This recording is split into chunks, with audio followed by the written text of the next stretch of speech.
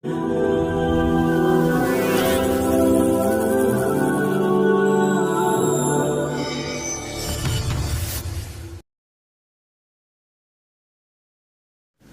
saat baginda Nabi SAW mengantar jenazah seorang sahabat dan sudah dimasukkan ke dalam kuburan, maka Nabi SAW berkata, ketahuilah kalau ruh orang beriman akan meninggal dunia, maka akan datang kepadanya 3 sosok malaikat.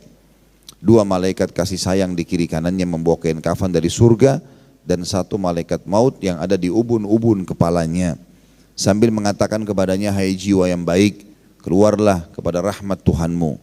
Maka ruhnya pun keluar seperti cepatnya air yang keluar dari mulut kendi.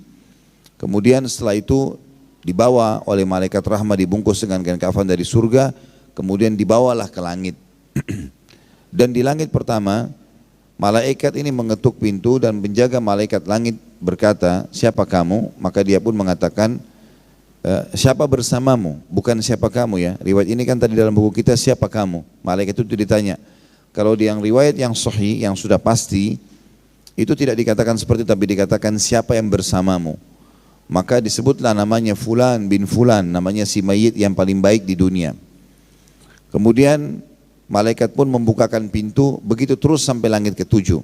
Dan semua malaikat di langit 1 sampai langit 7 berharap ruh ini lewat di sisi mereka, karena kata Nabi SAW ruh itu mengeluarkan bau yang lebih wangi daripada bau kasturi. Dan mudah-mudahan termasuk kita insya Allah ini. Kemudian setelah itu riwayat ini diringkaskan atau ringkas saja, tidak ada seperti tadi sampai mengetuk Sidratul Muntaha, tapi sampai ke langit ke-7. Kemudian terdengar suara dari langit mengatakan, catatkan hambaku ini termasuk penghuni surga. Ya, Allah berfirman, dan kembalikan dia di dunia, di sana saya ciptakan, di sana pula saya akan bangkitkan. Maka ruhnya diturunkan bersamaan jasadnya diantar di dalam liang lahat. Jadi artinya ditunggu jasad tersebut dimasukkan liang lahat, kemudian baru ruhnya dimasukkan lagi ke liang lahat tersebut. Kemudian setelah itu 3 langkah mereka jalan, dia masih bisa mendengarkan suara sendalnya, dan setelah itu datang malaikat mendudukkan dia lalu menanyakan ya pertanyaan yang sudah masyhur, siapa Tuhanmu, ya siapa nabimu, apa kitabmu. Kemudian dibukakanlah bagi dia, setelah itu dia jawab, lalu dibukakan bagi dia pintu neraka. Dia ketakutan melihat neraka tersebut, tetapi malaikat mengatakan, lihatlah dari apa Allah haramkan dirimu. Karena kau beramal saleh beriman, maka tidak jadi masuk di sini. Ditutup, dibuka pintu surga dengan segala macam fasilitasnya. Dia pun kagum, maka malaikat berkata, ini tempat kamu sekarang. Lalu dia berdoa mengatakan, ya Allah cepatkan waktu karena aku ingin masuk ke dalam surgaku. Lalu datang di sebelahnya orang yang tampan, yang wangi, yang bersih, dan dia kagum melihat orang itu. Maka dia mengatakan, saya amal solehmu yang akan menemani kau sampai hari kiamat. Lalu terdengar suara mengatakan, bentangkan kuburan hambaku ini seluas pandangan matanya, dan bukakanlah jalan menuju ke surganya setiap pagi dan petang. Sehingga kata Nabi SAW, sampailah padanya bau wanginya surga. Jadi dia tidak masuk ke dalam, tapi dia melihat. Dan melihat ini sudah sebuah nikmat, apalagi kalau masuk ke dalamnya. Maka jadilah kuburannya taman dari taman surga, kata Nabi SAW. Gara-gara kejadian tadi.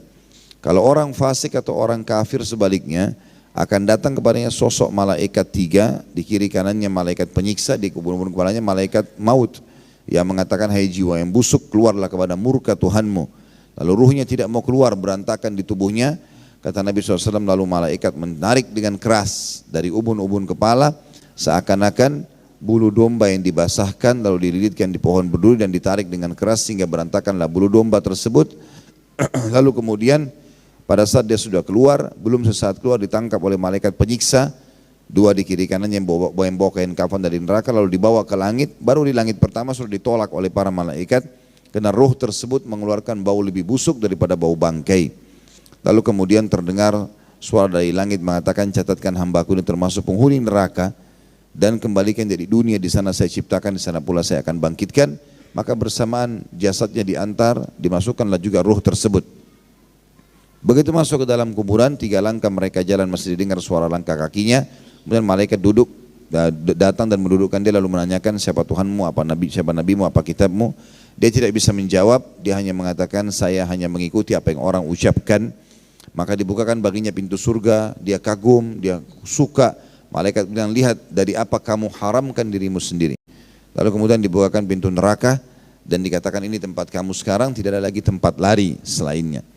Maka dia berkata, ya Allah, jangan cepatkan waktu karena aku tidak ingin masuk ke nerakaku. Lalu datang orang di sebelahnya, buruk tampangnya, baunya busuk, ya. Maka mengatakan dan sambil mengatakan kepadanya, aku adalah amal burukmu yang akan menemani kau sampai hari kiamat. Kemudian Allah mengutus kepadanya malaikat yang tidak punya penglihatan dan pendengaran, yang membawa sebuah besi. Kalau seluruh jin dan manusia bersatu untuk membalikannya, mereka tidak akan mampu. Kemudian dihantamkan ke kepala si mayit, maka hancurlah dia. Begitu terus sampai hari kebangkitan, maka jadilah kuburannya lubang dari lubang neraka.